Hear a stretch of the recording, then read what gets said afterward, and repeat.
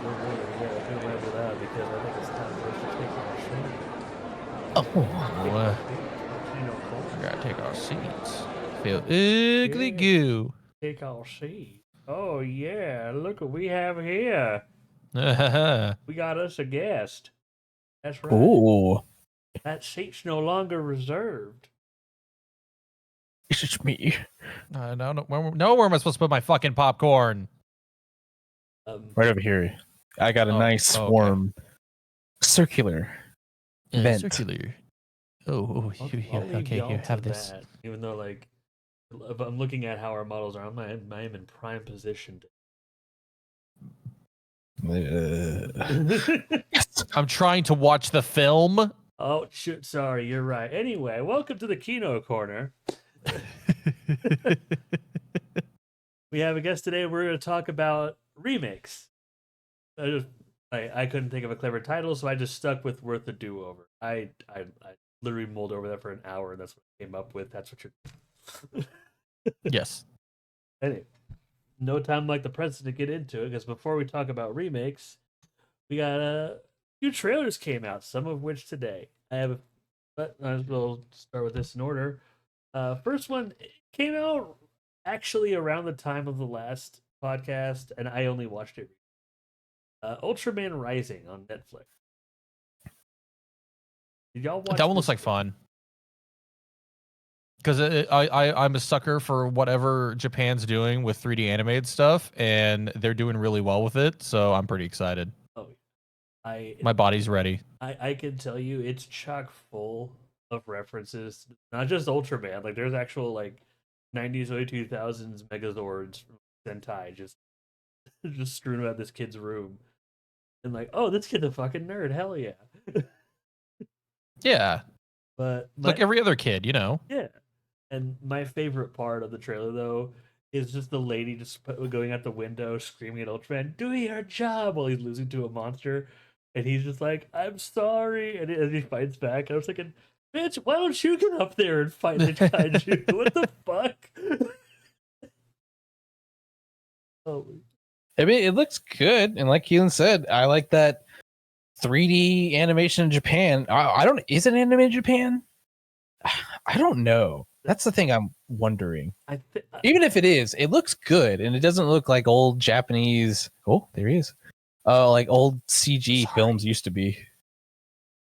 I think it's at the very least. I need to look up production details, but at the very least, I think it's a co-production between Japan and U.S. Because I do know there's like a weird push to make Ultraman more accessible in the States, not just like the steel books for his old shows. There's Ultraman comics. Apparently, there's an Ultraman Justice crossover. What? I don't. I can't confirm that. I swear I saw that news, but considering we just had Godzilla versus Kong versus Justice League, which was fucking wild, I wouldn't be surprised. Like, y'all One want day. a spoiler of what happened in that comic? I mean, go for it. I'll never read it. Yeah. Beast Boy turned into a second Kong and started taunting him. Bitch got owned. And then Kong, because he is Kong, became a Green Lantern because Legos are awesome and the writer wanted to play with his toys. I don't know. Like, it was literally for an issue, but a ring went onto Kong's finger and he manifested his axe from the movies and just started going ham on Lex Luthor's army of skull crawlers. By the way, that happened. It was. I love that though. It was so good. There's like, I'm glad comics is allowed to like do the batshit crazy stuff compared to everything else. Yeah, and Batman has a mech, and no one is surprised by it. I mean, have you ever seen Ninja Batman? Fair. No, good point. Good point. Batman. Oh yes. Hold on. Side tangent before anything.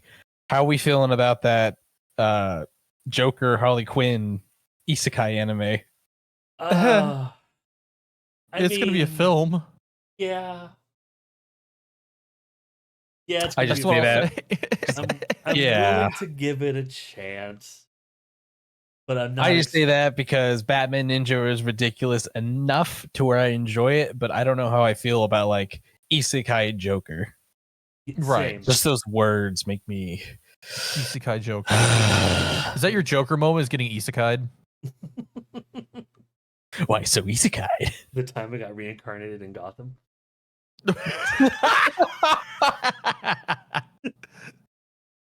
I hate it. Well, yes. Move on from that. One trailer that I don't know if there's much to talk about. This one, Dune Prophecy.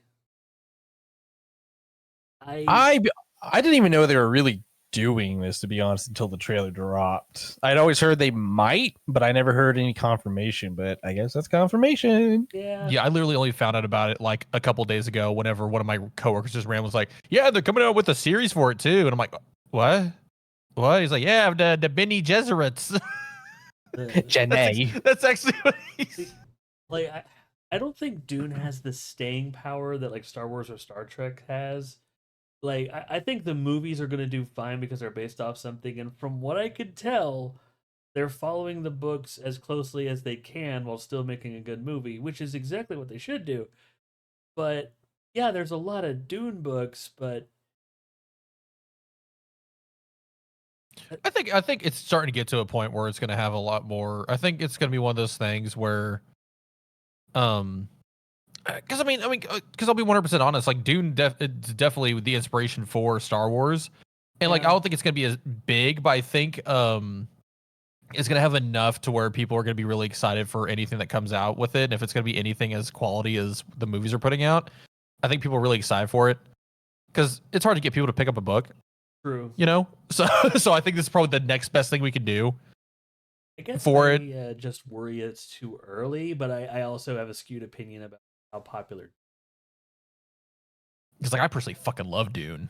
I like shit. Yeah, I'll be honest, I've only seen the movies. I don't know if I'll read the books, at least right now, but from what I hear though, they get super weird. Yeah. Like 1960 sci-fi weird. I've seen one picture of what's to come, and I'm just like, when are we getting this in the fucking movie? I mean, our old boy Denny is technically working on the script right now. Oh, fuck yeah. That's true. That's true. So who knows?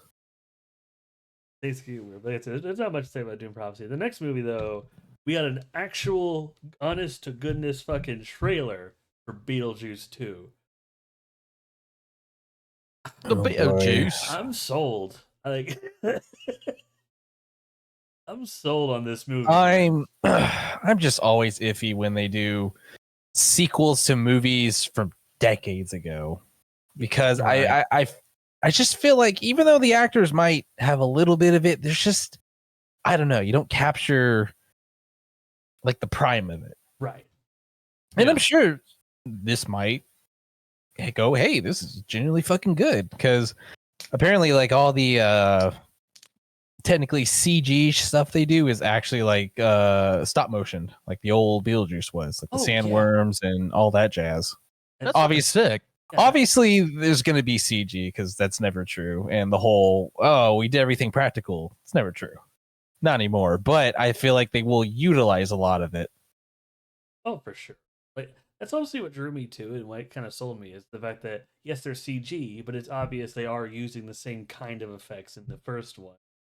And even to your point about people may not be able to carry it, I agree on the actor's side, but I think Beetlejuice is more of a movie defined by its really weird Tim Burton-y more than anything. And this film seems to know that. Yeah, I just feel like though that Tim Burton really has, I mean, he fell off years ago, at least from like a good larger public conscious, because I think people kind of got, I don't know, you just don't really see his style anywhere. I'm sure it exists still, but you just don't see it a whole lot. I mean, like, what's the last thing he's done? I know Wednesday was really well accepted, even though that's it's a show. He still had a heavy hand in it. I think he did a couple of episodes too. Let me double check before I start spreading that misinformation. But I believe he did have a massive hand in doing a lot of the stuff in there. But even then, I think I could be wrong though. I think actually he might not have really much to do with anything on that. I'm looking. But anyways, otherwise it's like, yeah, a lot of like his movies kind of came out and everyone was like, okay. Because you're right. Otherwise, I can't really say anything in terms of. I mean, the last movie that I personally think that I can look at is the Dumbo movie, but that was from 4 like, of the 8 episodes. That's true. He did. He directed 4 of the 8 episodes, and then Oh, he was okay. an executive producer on the guy on the thing on the On the show guy. The thingy-madoodle. on the thing. Yeah. Yes. Tell you what, I don't want to break the fourth wall a little bit, but we Do were it. thinking about what to replace the topic with. Since there's probably a lot to talk about there, how about to replace remake? We'll throw out Tim Burton Bim Turton. because you're right. He's had kind of a fall off. Maybe He really has. It didn't help with the allegations. Yeah. I just like saying that. I just like say, he just because the allegations, and then not saying what they are because there usually isn't. It's no. Tim Burton himself calls you. How did you know? How are you aware of the allegations? He puts me in his. He says Beetlejuice 3 times. Beetlejuice comes through and like blows my head off with a revolver. God, yes. Oh God. It's a hell of a way to go. No, it's like I to go back to your point about the actors though, I do agree, especially with Michael Keaton, because I think some scenes in the trailer, I was surprised with how spry he's at least acting. But I think he's going to be more of less of the physical comedy in this one because of his age, and more of just the Man, and this is my problem when they do sequels this long, is because you don't have the actors. I mean, did you see the new Indiana Jones movie? no. Dial poor of man. Destiny B time. Yeah. Man, it just I know he's old and Harrison Ford doesn't want to do movies, even though he keeps doing movies. It's like you're 82. He'll always years go old. back to do like he's straight up always he's like said this so many times like I'm always going to do Indiana Jones, and he refuses to let anyone else do Indiana Jones because he likes the character so much. Oh, But you're right, yeah, it's just it's like terrible when you have these other more age appropriate, healthy people running, but then you have to coincide that with this guy that's 82 running, and you can tell he runs like an 82-year-old does by not running. Is it? but yeah, Is it and then bad? trying to replace the face with de-age him with all that yeah. stuff. The fucking de-aging effect. I will say though, the de-aging in the very first scene, which is probably honestly what they really should have done, even though it still looks like an 8-year-old man moving, it looked good. It did. I'll admit that it did. It was actually not bad at all. I mean, And I'll be the first to say I actually didn't hate the movie either. I actually had a good time with it. I was about to say the movie sucked. Oh yeah, I know. I A lot of did people hated not it. like it. I didn't mind it personally. For the most part, I like that Shia LaBeouf's character gets killed. But Hell yeah. off screen in Vietnam. That's a victory for everybody. But otherwise, I was like, I didn't hate the movie. It was, but that's just me. I think there was some kind of goofy stuff. Like I feel like the bad guy should have definitely died from. You're telling me he gets hit by a sign while the train's going full blast on the tracks, and he's like, "Oh no, I lived because I'm Mads Mikkelsen." Now, you want to know? So while we're talking about Harrison Ford's de-aging being weird, I thought Mads Mikkelsen's looked kind of weird because they definitely de-aged him in the beginning part. Huh. I don't know if you could tell, but they definitely de-aged him. Apparently I didn't. So okay, well that's interesting. I noticed though. it. I noticed it. I'm the better film viewer. Good. Whatever, nerd. I'm gonna go outside and lick grass. I'm fighting the urge to just take your little reactive character model and just replicate a cheap ass walk, just like hip, hip, hip, hip, at the door. You can't kill off Nezzy. Not here. Not ever. Like, is it bad that I think that after Harrison Ford dies, obviously recipe does, but not long Give it a after couple of years. he dies, yeah, we should just go ahead and remake Indiana Jones with a different actor. They made the Young Adventures of Indiana Jones, and it's like, why couldn't you just do that, or like cast somebody else? Like everything, it's so dumb. I don't Well, there's that know. one guy, Jamie Costa, that he does like all like the fucking like fan films where he looks like a spitting image of him and does like all like the mannerisms and all that stuff too, like perfectly, and does the voice. Mhm. And I think he would have been great, but Oh, they didn't. shit. They're not gonna do that. There's a They're not Nate gonna fucking Dogg. do that. We got crabs partying in chat. Hello, Nate Dogg. Oh no, not the crabs. There's a lot there. Like I'm trying to leave y'all to talk about Indiana Jones because despite my You never seen it, have you? I've only seen the first one. That's fine. Yeah, I Go liked jump off a it. cliff. I liked I'm it. kidding. So you But, only saw like, Raiders? Yeah, I've only saw Raiders. Okay. So I'll say I think this you'd love though. Kingdom of the Crystal Skull then. All I'm right, kidding. I'll watch a bad movie. I don't care. You know, okay, this is my problem. I'm gonna go off a side tangent because this is my problem with how they portray old heroes in Hollywood now, is just to make these very traumatic people. Like, I can't spoil Kingdom of the Crystal Skull, but you get the idea because I'm saying it. It's like they. It's like Han Solo. Han Solo, it's a good example. Because he's pretty good at the end of Return of the Jedi, and then now he's like, my kid's evil, my wife hates me, I'm gonna go hang out with my drinking buddy and smuggle shit. Yeah. And I just hate, like, you have these like very sad, almost nihilistic depictions of like old heroes that they're doing. Okay, yeah. I get what you're doing, and I think I know why that is, or at least, well, not why they do it, but at least why it appears that way. Han Solo is probably the biggest example of this. But whenever they do a long-standing character or these long-term sequels, like Beetlejuice 2, or fucking the new trilogy of Star Wars, they give a character this generic chiseled, I've seen some shit attitude, because but this time the audience knows they see some shit. But the problem is they always go to the same generic kind of gruff attitude.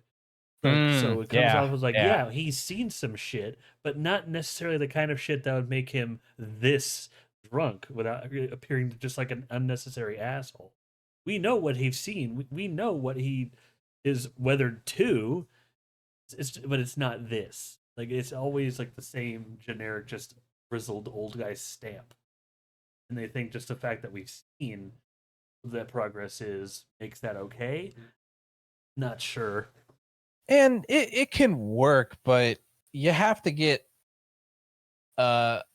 enough emotionally attached and have a character grow for that to really actually work. I mean, 2017 Logan's a good example, just because Hugh Jackman's been in fucking every X-Men movie. Yeah.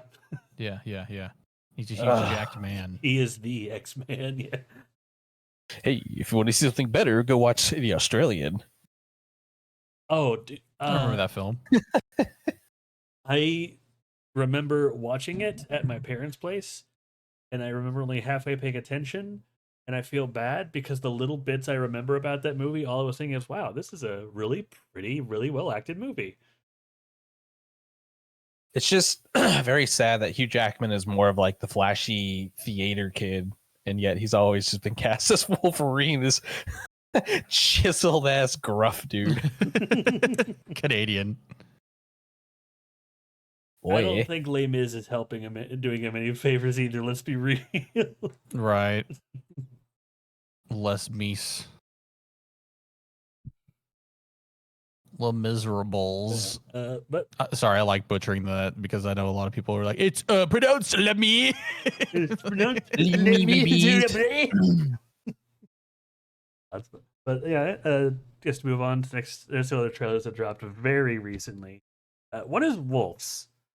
I am gonna go out of my way not to see any other trailers for Wolves because I am getting the same vibe I got when I saw the first trailer for Bullet Train.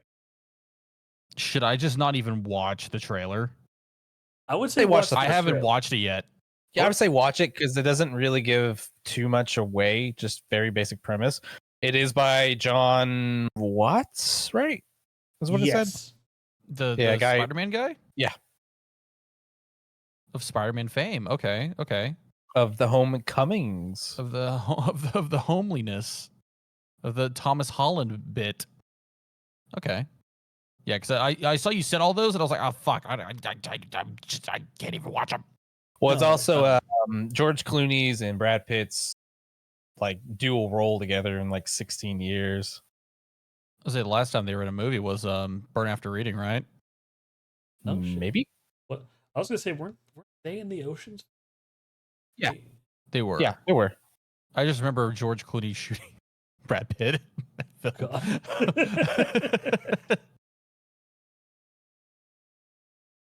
Okay. It looks like a lot of fun, and me not watching any more trailers is a personal choice because Bullet Train, has become one of my favorite movies to watch because that's when I kind of said like I need to like stop ruining movies for myself. I saw the trailer for Bullet Train and I just like hard stopped myself. No more trailers. We're gonna watch this movie when it comes out. And I loved Bullet Train. yeah, and if I don't, and I found something out, and I reinforce something magical. If you don't spoil the movie beforehand, if you don't look up unnecessary bullshit on the internet before you see a movie and just watch the movie, you enjoy it about 100 times more. That's a fucking concept and a half. I know. I mean, Can that's you why imagine in I Hollywood? don't watch reviews of any sort. Me too. like the only reviews I'll ever watch is if it's a movie I've already seen or if it's a movie I know I have no interest in. And for That's- you, the audience watching this, our reviews, our opinions matter. yes. No one else's. So if I you're am watching your review, watch our movie review. God, Yeah. We are the movie I've gods. touched Pray. a camera. Pray I'm to us, better Nate than Dogg. You have to watch us. No one else. No one else's opinions matter. We have the right opinion. Also, you can watch me privately on my special place. Subscribe to the Kino Corner only fan. I mean, Yeah, boy. You get feed pics every once in a while. Like you get to see. We do audio commentary. The only video you get to see is like us eating popcorn with our feet. hell yeah. The next episode we'll be doing it is on Charles Band. We covered Charles Band again. We cover Charles Band, except you get to see our feet. Hell yeah, boy! Okay, we're starting to get to a point we're going to bring up Charles Band every fucking episode now, and I'm sorry for starting that trend. No, it's okay. It'll this podcast will crash and burn. Hell yeah. I did a thing. I did a reference. In an attempt to get us back on the right track, Moana 2, that trailer came out of fucking nowhere. Yeah, it sure did. I didn't even know they're doing Moana 2. I didn't even watch it. I just posted it. It was more of a teaser. It was like that first teaser from Beetlejuice. It was enough to like say, this is happening. And the most I could say about it is it look just like the first movie. It looks gorgeous. I loved Moana, and I think this is going to look as good. There's a lot of little things I can infer in the trailer. The big reveal is when Maui meets up with Moana again. You see the pig on the boat, and he just does this bit with like the chicken and the pig, and it's like we got boat snacks. The pig lands his hand. Upgraded boat snacks, bacon and eggs. Why didn't you bring the pig last time? And like, that's a good awesome. fourth wall joke. That's a good fourth funny. wall joke. That's Like, funny. I like that. I also really liked Moana. I like the original. wasn't bad. One. I went into it thinking I wasn't gonna like it. I was like, oh, another Disney princess film. No, me and our buddy DJ like drove home listening to the soundtrack. Oh yeah. After we watched the movie. Tell you what, if Shiny anything being my has- favorite song, in my opinion. Shiny. If anything about the movie has just high expectations, it is probably going to be the soundtrack. Soundtrack and visuals were like the biggest thing for Moana 2, which judging by That the opening teaser, shot in that trailer looked nice. Oh yeah, like the whale shark. Oh Yeah. That shot alone makes me like, if I have the money, I might see it in IMAX. Damn. But, the IMAX. or at least an XD. I don't know. But no, like the music, I actually, there is one scene that living with my folks for a year kind of ruined me on this one scene because they watch a lot of Survivor. Like that's my mom's favorite show. So in the opening of the trailer, when Moana like blew into the conch, I swear to God, they just ripped that from Survivor. So I heard, and in my head I just heard the Survivor.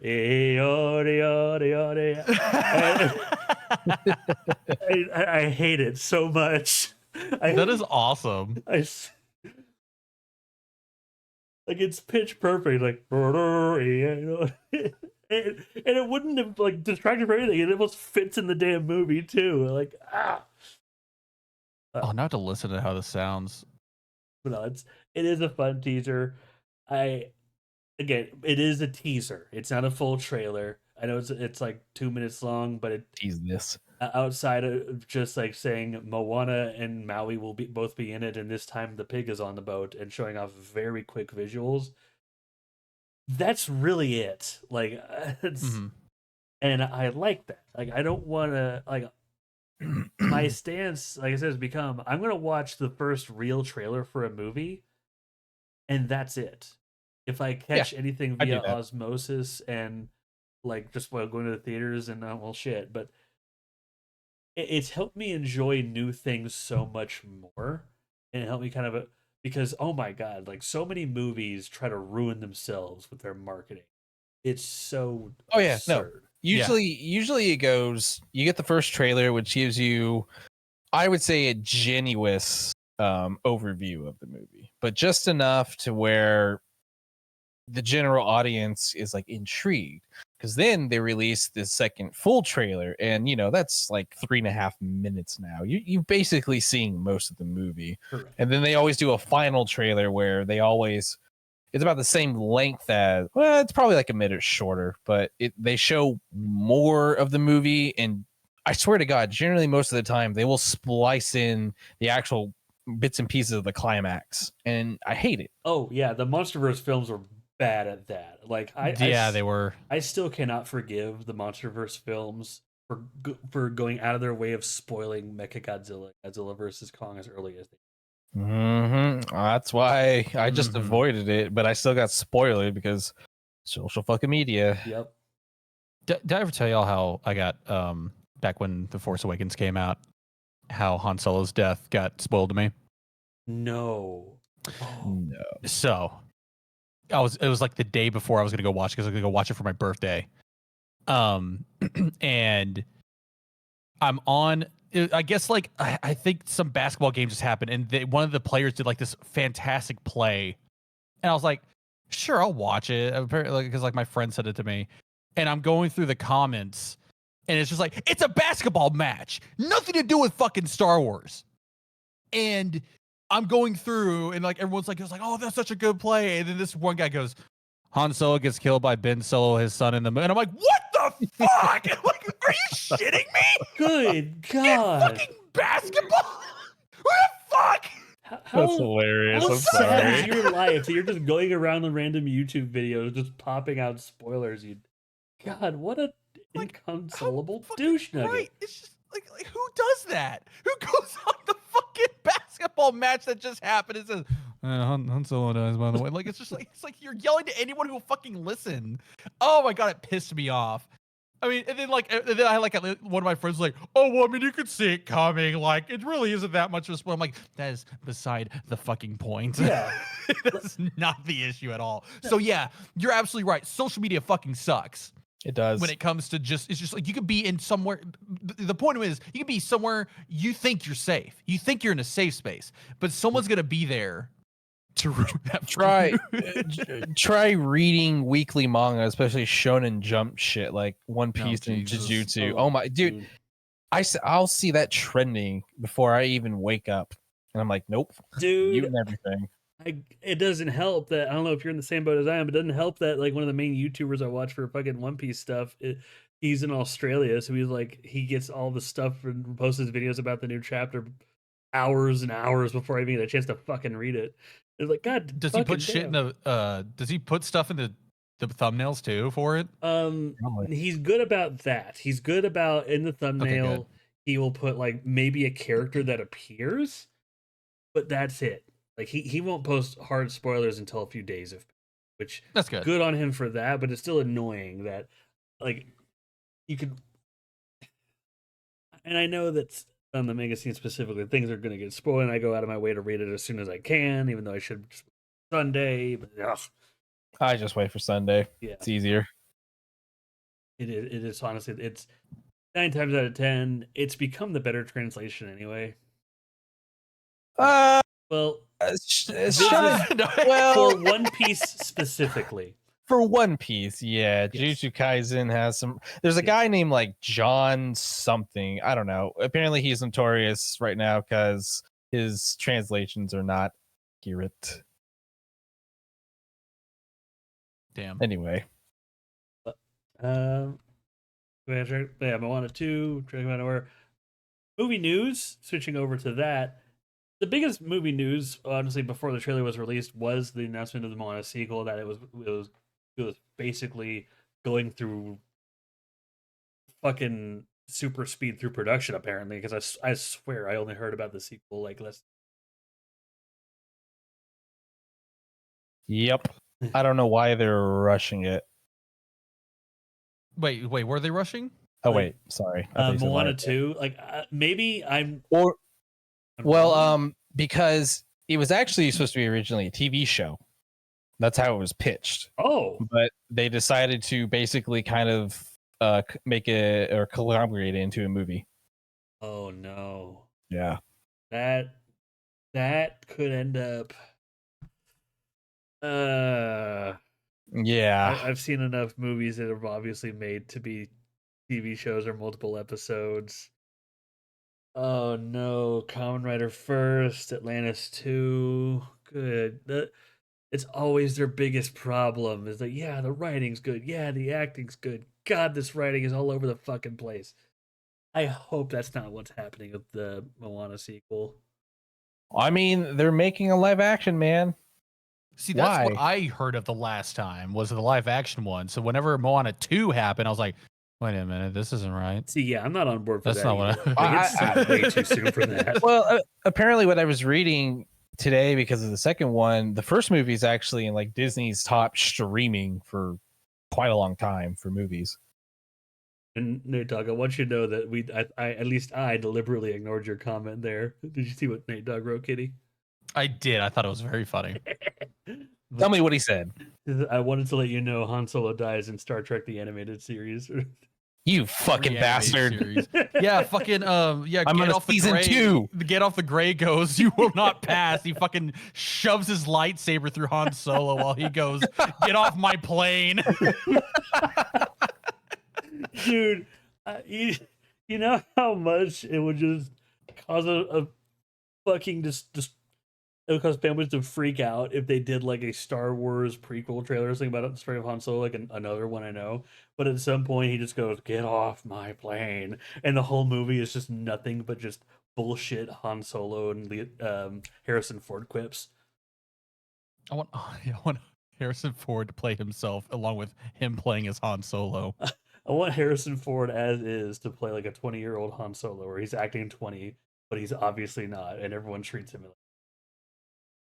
And then Mark Hamill's there for some reason. like. George Lucas has a cameo, of course. Oh, of course. It's like poetry, it rhymes. Aside from Shut up. aside from Disney latching on to Moana because it's like one of if not the most successful original idea they've had in a decade. Any other movie news y'all could think of? I mean, there wasn't really a whole lot happening. Yeah. Nothing It really not, isn't. Nothing I can think like- of. Other than like the new movies have been coming out and all that stuff. New movies, you say? So Yeah, there's not really much. Well, if you want to talk about remakes, I actually did see The Fall Guy. ooh, that's a remake. Yeah, apparently It's it's a based remake off a of an TV series. old TV series. Well, fuck. Well, I want to see that movie though. you know what? Well, it's out in digital. Apparently already, yeah. Well, no wonder they can't get butts in the sea. I'm just gonna fucking wait 2 weeks after just to watch the movie at home. Well, What and the apparently fuck? too, I don't know if it's you can buy a special, but apparently it was like 20 extra minutes too in the movie. What? Yeah, it's strange. Oh god, they're What doing the movie fuck? DLC. Movies. Well, have- no. Like if you get it digitally, there's like 20 extra minutes included with it. At least that's what I've heard. Weird. Like it's not a special edition or anything. It's just how they did it. We're going towards a fucking film dystopia, man. EA wants to put ads in video games. God, I hope they go under for that move. I don't understand too because it's not actually a bad movie. It's fairly enjoyable. It's it's a movie about making movies, but it's more of like, well, these are stunt people, and the stunts in it are actually stupidly good. Oh Mhm. yeah. You know, Kaiju Kid, it's funny you bring up DLC for films because did I tell you about back when I worked at the theater? We did have to actually put in a patched version of Cats. Yeah, I heard all about that shit. Butthole. That was so fucking funny when I heard about it. Where I wanna see the basically butthole we basically had to fix the film version that we had because there's a scene I think like in the middle of the movie where like you could obviously see like the cat's like feet like clipping through the floor, so they sent us a fixed version of it that we had to basically put in there. I was like, did we just get a fucking patch for our movie? I was like, is this what we're doing now? It's a hot fix. Yeah, hot fix. Taylor Swift's feet doesn't clip through the floor anymore. No! Please say the reel says Cats version 1.1. Yeah, it was Cats. Cats 1.2. We're reworking. New Balance changes to Fall Guy to see. Oh my god. I am playing Fall Guys right now in Final Fantasy. Oh hell yeah! Oh. I haven't played that in a while. But it's, the only new before we really dive into remakes, the only new thing we did talk about last time, but we talked about it before the finale, was X-Men '97. But now that the finale's out, we've had time to kind of sit on that. What do y'all think about that show? It's probably the best animated Marvel thing's done in I don't know how fucking long, and probably the best MCU thing they've done since Endgame. I agree. Yeah. I love Loki. Yes. Love the shit out of Loki. It's a good show. Don't get me wrong. But fuck, I love the X-Men '97. Yeah, no. At the very least, X-Men '97 is the best Marvel show. It's very strange that Disney allowed them to do the stuff they did. Not only that, they allowed, because this is why I have a problem. There's some shows they brought back before, but they kind of keep like the old school kid mentality of Saturday morning cartoons from the 90s, early 2000s. Yeah. But I'm very surprised they actually allowed them to mature these characters up in a sense. Mm-hmm. Like, it's like, goddamn. I don't know if y'all heard this about it, but apparently, not long after the finale came out, the voice actress for Rogue, she basically admitted, like, "Oh yeah, no, the writing for season 2 is done. I actually just finished recording my lines." Yeah, they're technically working on the animatics right now. Fuck yeah! Disney Fuck yeah. Disney has said that if people want it, they'll keep doing the show. I don't want them to do it forever, but considering the way we go, Especially like, since the original writer isn't even on there anymore. He got fired right before the show came out. I'm still wondering why, to be honest. yeah. Considering that the first season did so well, and it seemed to be part of a big plan to leading into the second season, I think they should just do a second season and stop there, personally. But that's my take. Well, apparently the original writer wrote season 2 already, and I think wrote season 3 or outlined season 3 at least. After that, it's gonna be something totally different from there. But I know they said they would like to keep going after 3 seasons. They do have a new showrunner already. He's apparently done some like comments, promos, and all that. But yeah, I just want to know what the fuck the original showrunner did. But at the same time, it's like, God damn, it was a good season. Like, holy shit.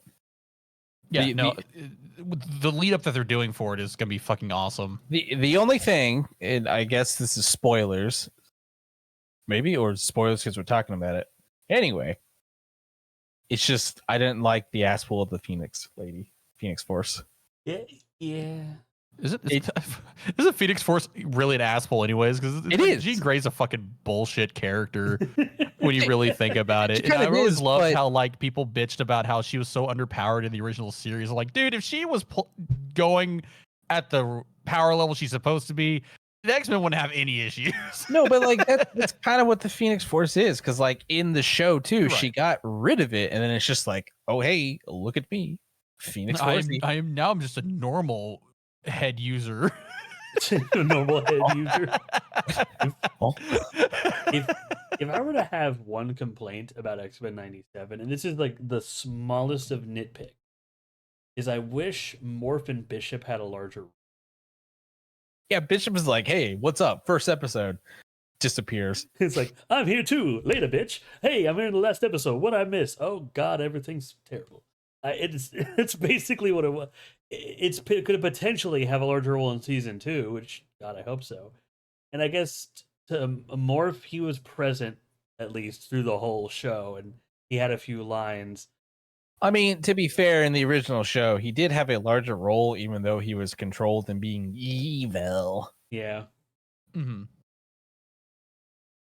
That being said, I think Morph did a lot more in this series than he did in the original one. Because I am kind of going back and watching the original series now, and Goofy. Holy shit, it's goofy. it's so goofy. But it's like it's not as bad as I thought it'd be. You know, I think it I thought depends was on gonna the episodes. Agreed. I mean, you can't beat Professor X making Magneto relive The fucking Holocaust. in the 4th episode. God. God, that. Yeah. It's very funny because like in the 90s, you know, they were so apprehensive to a lot of stuff, but apparently that's okay. Right, it's like you can't show violence, you can't show any of that. Making Magneto relive the Holocaust, though, that's okay. That's Have fine. that. Fuck you know. It's okay because we're not showing it, and Nazis are bad. And he's the bad guy too, so it's okay. I do agree that like I wasn't an X-Men kid growing up, but I do recognize that the original show was good. I did not like the show growing up because I thought it looked janky as a kid. It still looks janky as fuck. It's the same thing with Spider-Man. It looks janky animation wise. Oh yeah. Hey, that's my Holy childhood. Don't make Holy fun of shit! that. No, go watch at No, least no, Spider-Man. no, that it's- there is like hot minute to minute. Nothing ever like lets you settle or get used to it. It's Yeah. just go. We're This is gonna it. we're gonna go. Yeah. Which, like, some of the later Spider-Man shows, like, apparently there's a push around. There's another Spider-Man show that came out in the 2000s where I think it's like Well, the there's- Amazing Spider-Man or something. Yeah, there's a couple. Toon Disney had a few. Yeah. One with Drake Bell, right? I think it was the one with Drake Bell, but it has like that really weird animation style that it's almost like it's like the animation style of the Batman, but more cartoony. Is the best way I could describe it. Yeah, I think that Mhm. was the Incredible Spider-Mans. I don't know. It was, yeah, but Anyway. it's that one. But everyone's pointed that one was actually like really good, and that if that one could deserve the X-Men 97 treatment. I did not watch that one, but I have seen it. But I did go on my way to watch a few clips of that, and I think I know why people like it. It seems to give every character, good or bad, their proper dues, like of how much certain characters actually respect Peter Parker and why certain characters actually hate Spider. Like the two scenes that stuck with me was like, oh yeah, no, this is a believable interaction. At one I point, think. oh, go ahead. Oh, I was gonna say. I think it's because I think that show is more loosely based on the Ultimate Spider-Man stuff. Yeah. Which it's still pretty good. It just falters at the end. I was gonna say, yeah, the rest of the Ultimate stuff doesn't. Oh, yeah. Oh man, I think Ultimate Spider-Man was like the best part of like the Ultimate line of Marvel stuff. I mean, Everything we wouldn't else have they- Miles Morales without it. That's true. That's true. Spider-Verse and everything. Yeah. Mm-hmm. That's the only reason why people love that shit. Yeah, so you give and take. I mean, on one hand, we have Miles Morales, and we're gonna get that awesome Spider-Verse movie eventually. But on the other hand, we have to deal with Madam Web and that shitty ADR. But Woo! you take the good with the bad. But I think that's what we'll jump into it. The main topic of the day, Let's remakes. just jump into it. Let's jump right into it. Let's just get right into it. I'm not good at transitions. I just kind of say. But You're what? what? Anyway.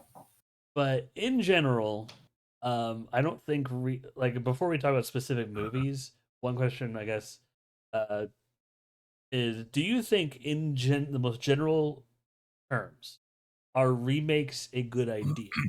Because I would say like they are good, but we need to be more picky and choosy about what films we. I will say, when it comes to remakes, I would much rather see a remake of Halloween 3 Season of the Witch than I would see a remake of the first movie.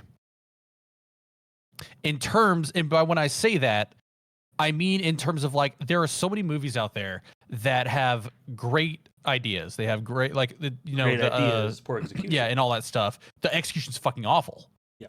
You know? Why would you can't remake something that was already good from the get-go? Like, because I can't tell you how many times, like, why are you remaking The Exorcist? Why are you remaking Poltergeist? Why, like, all those movies were fine the way they are. You're not doing anything new with them. You're gonna stick close to it anyways. Why bother doing that? So, like, that's why I would say I was like, I don't care about all these fucking remakes for Halloween and all that stuff. I was like, now if they remade Halloween 3 Season of the Witch, I'd probably be there to watch that because that might be a fun time. But that's kind of like whenever I bring up that example, a lot of people are like, what do you mean? I was like, well, that movie sucked. Like, I was like, I'm like, yeah, exactly. That movie sucked, right? But I think it had some great stuff going on there that I think you can definitely do nowadays, make it better. Like, execution is so important nowadays because you can't be fucking original anymore. And if you can't be original anymore, just try to do something fun with it, or try to execute it in a better way. If I'm being 100% honest, like, yeah, that's how I feel about that. But you missed on remakes. DaktarJones. I mean, I'm all for remakes, but you can't just kind of half-heartedly do it just because of the property, which I feel like a lot of remakes do. Mm-hmm. I mean, there's rare examples. Like, I don't know if you classify necessarily like the new Planet of the Apes as a true remake because it's more of like a retelling ish. But at the same time, it is a remake because you are telling a more deeper understanding, I guess, of the series. I don't know. I would say it's a prequel retelling, ish. The if you've Tim seen the Burton new one, was more of like a remake, but for all the good and ill that net it. Oh but man, yeah, that one we purged from our memory with fucking. I actually saw that recently at work. It's so. Because I do a lot of graduations, and honestly, once I start reading like students' names, it's just whatever. So what we'll do, we'll find like TNT or something, and because I guess the new movie was coming out around then, they were playing all the movies, and the Tim Burton one was on. Man, I knew I didn't like it, but It's so it is awkward. rough. The only good thing I could say about the Tim Burton Planet of the Apes is some of the ape makeup looks legitimately good. Yeah, but that's it. Yeah, I don't know how Mark Wahlberg looks that bad in that movie. Like, they did a good job, man. I was more perturbed by the general ape dude because like he was just full on psycho monkey. Like you're supposed to be this sophisticated, but he's just like type thing. That's like the whole movie. Yeah, I get that completely because like to be honest, I think the new films like the Dawn, Rise, and War, they make it worse in retrospect because Dawn, Rise, War, and now Kingdom, these apes definitely are like, yeah, they are evolving, they are smart, they are building society by the end of Kingdom, and they feel more human than the apes from Planet of the Apes, even though that's supposed to be set so far in the future. I mean, You didn't like the Helena Bonham Connor ape with the weird early 2000s like short haircut, Oh yeah. and then they kiss at the end. With The that weird. precursor to the Is there a Karen weird haircut? awkward sex scene there too? Yes. Or, No. like mating ritual. No, You know not what? a I sex remember scene. watching. Not a sex I don't- scene, but I know what scene you're talking about. It's like the precursor to the sex scene. Where they're Oh just, yeah. Oh yeah. Because I remember watching that movie in theaters. My dad took me to go boy. watch it, and there was like little things here and there. That stuck out to me, and then the scene where he's in the ship and all that stuff. But that's about all I remember. If I'm being honest. It is. I mean, when we watched it at work, I forgot that they have the big old war scene at the end, and the chimpanzee at the beginning of the movie like just shows up, and he's in this ball of light, and they all just start bowing down like it's God himself coming, and I just like I don't remember this. And it's hilarious. It's monkey Jesus. Yeah, and then Mark Wahlberg just like walks over and grabs him like a little puppet and doll, and it's just like, oh, this is your God, huh? I'm about to make your God my business. Yeah, he just says it just like that too. I don't want to get too much into that. That's a depressing movie to think about. Before we get off it, can we at least talk about like the ending, which is actually more canon to the book than the other movie? I don't like that. I don't like. Okay, that's What actually a good happens? point. So I think there are times where you could do a remake by change. You could remake a movie and change things to make the story better. The original movie did change the canon material, but I truly believe in the early 70s, those movies, that story and the message therein hit harder because of that ending. Yeah, I think totally agree. Yeah, it is the better ending for that specific story. So it almost. So what are we supposed to feel at the end of fucking Planet of the Apes by Tim Burton? Like, womp womp, we're depressed now.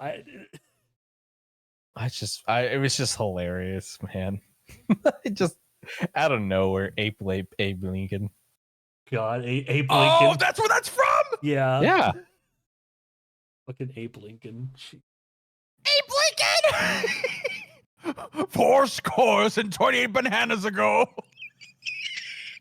Like to move on such compound off of that. I think there are times. Sorry. No, you're good. Like I think there are times where you can remake a good movie if it's there, if for some reason you can make something better. Like one of the movies I had on my list was The Blob. Because you have the old Blob from like the 50s or 60s, which is I think it's a good movie. My friend loves it. I think the movie, I think it's fine. It's not groundbreaking. I understand why so many people love it. I think everything considered, it's fine. I like Lightning McQueen in the film. Yes. Huh? There's a character named McQueen, but Steve McQueen is the actor. Yeah. I just every time I think of it, I think of Lightning. But yeah.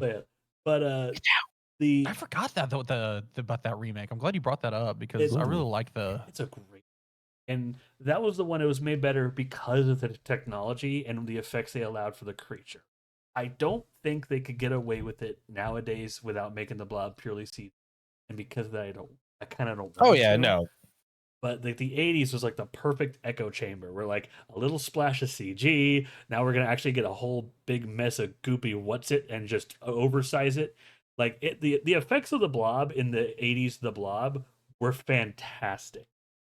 Like, and I think like if you're gonna remake an idea, like a remake a movie, it's like let's take this good idea and actually make it better. Like I said, there exist good reasons to remake good movies. Like if you actually have the means to make an aspect of it better. And I think The Blob is the best example. Well, not the best, but probably one of the best. Or there's other. My examples could be The Thing. Fuck yeah! Yeah. I know that's like a done to death one, but like I'm surprised by the amount of people that actually don't know that John Carpenter's The Thing is a remake of a 50s film. It's a remake of a 50s film, yeah. Yeah, of the thing from it was a thing from another world, I believe it's what it's called. Yes, And I could take it one step further. I didn't know this till I got the board game I got.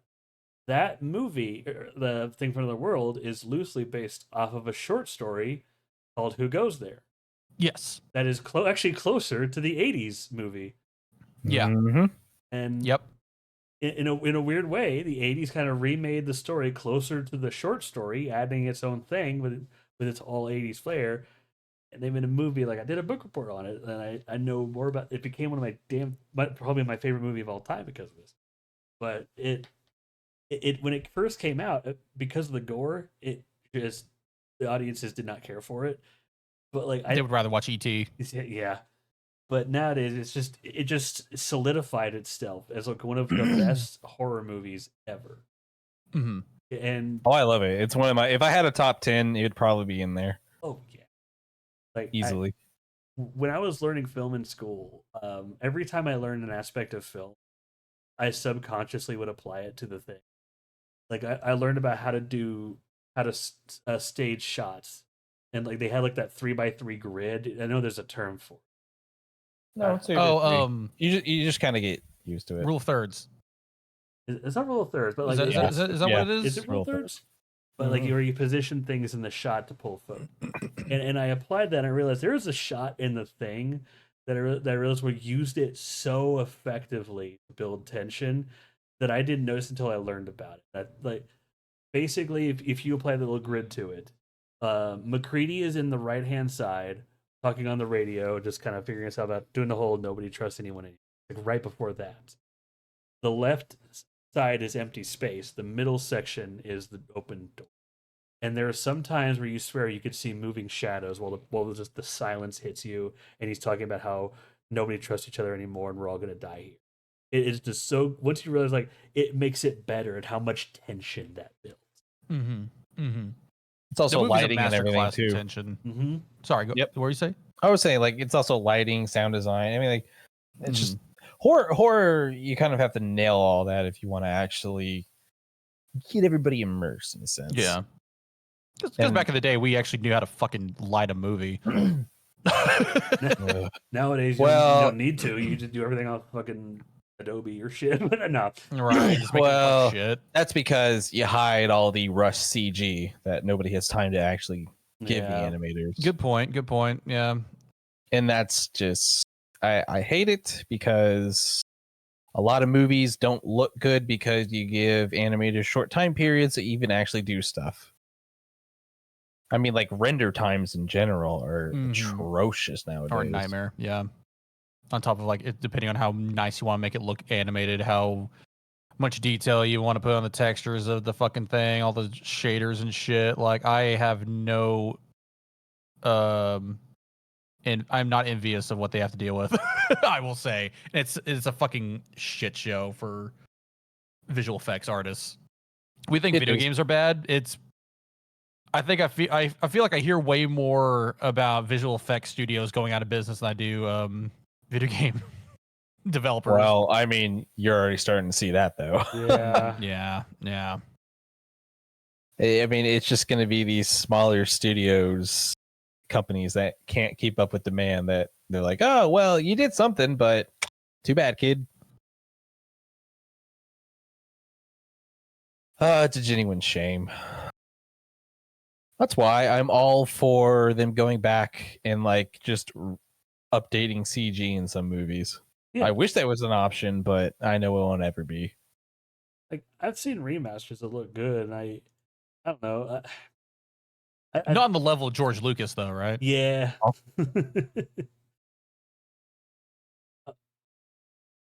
There's actually two other remakes I had in mind when I wanted to talk about today. Well, because honestly, the Thing and the Blob were like the two big ones, and we've already kind of covered that. There's remakes y'all could think of that maybe did things a little bit better, or just maybe just different. And you see as good as the original. 1999's The Mummy. Fuck Hey, yes. that's a It is good a one. It is a remake of a 1932 movie, which Yeah. is a remake of a 1959 movie. Yeah. And then they got remade in 2017. We're going to and- ignore that one. We don't Well, talk no, about that one. no, hold on. If you want to talk about trailers, there's the infamous trailer for it. With Tom Cruise scream. That's my favorite trailer. Fuck you. Where I they can't fucking believe- uploaded that run on accident. And the fucking Serious Sam the suicide bomber guy Oh god. noise where they actually they use that sound effect and you can hear it whenever a guy gets thrown through the fucking thing. I'm like, no, there's so much wrong with this. What a brilliant trailer, man. Holy- Absolutely. You can never replicate that ever. I bet you that trailer got more views than the actual fucking film did. It probably did. Rip to the dark universe. God, they such a good idea squandered. Like, did you see like the list of movies they were going to do after The Mummy that never saw the light of day? Thank God. Yeah, they had all the actors lined up and everything. Yeah. Like their choices were so weird. They were going to jump. They were even going to do. They were going to jump to Bride of Frankenstein as like the second or third movie. Like, really? Mm-hmm. It's such. Yeah, why not? You got to get the team together. I get that. Like, I firmly believe that if they really wanted to do it right, they already had a first movie lined up. Because if like the one thing that I think the current MCU fails to realize, what everyone's trying to replicate a new shared universe fails to realize, that if you want to make a good movie to start your universe, you first have to make a good standalone movie. Like that's why the first Iron Man really kicked it off, and like the only thing that really connected it to the world around it was the teaser at the end as like a little "Do you want it?" Right. Yeah. it. With the yeah.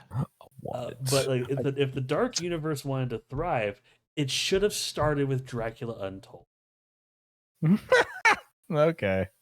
They kept doing that though, right? Like it was like they were like, okay, Dracula Untold's gonna be the start of the Dark Universe. No, we're not gonna do that. Yeah. All right, the new Wolfman remake is gonna be the speaking of remakes is gonna be the new thing. No, not that Speaking one. of That one's trailers, gonna I love that trailer. I swear to God, I spent like 6 years trying to find the trailer music for that. It was so cool. for which one? The Wolfman. Dude, I have it on DVD. It still holds up. Like, they 2010, made good. Benicio del Toro one. Yeah, dude, that one Yeah. still holds up. It's good. It's a good movie, but I wanted the trailer. Oh, fuck! I should have put that trailer in. Oh yeah. The thing. See, I'll try to It's find so it good. because whenever I post this to YouTube, I make a playlist of all the movies I could talk about and the trailers and whatnot. If I could find the trailer you're talking about, or if you find it, just link it to me. I'll add it to the playlist. when Oh, put it on I YouTube. will find that. Hell yeah. I was surprised how violent the Wolfman remake was, Right? It's and how good. practical it was as well. I think that we talk about CG a lot. One, it's not so much for the remakes, but one point I kind of want to make for CG. And I think the MonsterVerse, and to some extent now, Fast and the Furious, and I don't know if it's going to sound weird, they kind of Fast- getting the right idea of how to approach CG. And that is basically like motion capture is probably going to be like the future. I'd argue CG in live action. You could still find a lot of talent for people who blend the two. Yeah. Like I think that's the ultimate thing. Motion capture, whatever, but you also have to understand that you also have to have animators go in and do minor little things to make that motion capture happen. Oh, of course. Which tangent, Hollywood's been pushing for AI to do, which sucks because Yeah. I don't like that because especially because I work in editing and we do have, and I work in live broadcast. We have something called like EVS Streamcatcher. It's basically the replay that you see. Yeah. And Yeah. what it does, like all our cameras shoot at 60 frames. I think if you put a shutter on, we can go to like 120. Okay. But Cool. essentially, that machine is constant. Think of it like TiVo back in the day. It constantly records a certain mark or a certain set of time. So that way the operator can go back and like show you the replays. But what it does in the replays is it kind of interpoludes the footage. So you're getting like frames a little bit nowadays, a little bit blending together, especially when they go to super Exmo stuff. Mhm. Mm-hmm. And I think that's and that's what like a lot of the animators have to do with. Sorry, I'm just kind of going off a tangent No, because it you're is good, dude. related to my we love work. tangents here. Yeah, that's what we do here. Tangent We're this. talking, it's important to film. It is. People forget live broadcasts. It's basically live film production. It's terrible though. I hate it. it's really stressful sometimes. Mm-hmm. But that's just what I mean. Is it's still animators, and there's going to be a lot of automated stuff happening with it. Yeah. But it's still going to have to take a lot of people to actually go through and make it look good. To me, that makes films like Kingdom of the Planet of the Apes more impressive because Oh, yeah. you could tell Oh like my God. a lot of that was done by a just group of people, and it was just a I labor. I still remember the original tease for the for Rise, and it was just the shot of Caesar slowly moving his eyes over. And 2011 at the time, it is so impressive how natural that looks. There's the opening to Dawn of the Planet of the Apes with all the apes in the jungle, and it's raining, but they have the war paint and everything on their face. Mm-hmm. And the way the water kind of dews around and fills out the fur is just for 2014. And then in War of the Planet of the Apes, there's that ape, what's his name? Oh, Jeffrey. He's bald one who's like in a lot. I've seen Yeah, a lot yeah, of memes yeah. recently. I swear, for some reason, he got randomly memed. Have y'all seen this shit? I guess not. Like, there's just a meme where there's like post him into everything just to see where he goes, oh no, and it's echoey. The first meme I saw of it, I laughed my ass off here because basically it's like when you go to the bathroom at work to take a quick nap and end up waking up 2 hours later, and you see the echoey, oh Oh. no. and- I'm imagining it. That's why it's funny. Oh, no. Oh, Bad Ape. That was his name. Oh yeah, Bad Ape. That's right. Because Who was played by Steve Zahn, if you know who he is. What? Yes. and now Kitty wants to see it. Have you I've not been seen wanting that? to see these films for a while. Let's do it. Honestly, let's take a day or a couple of days. Let's watch them. Seriously. Okay.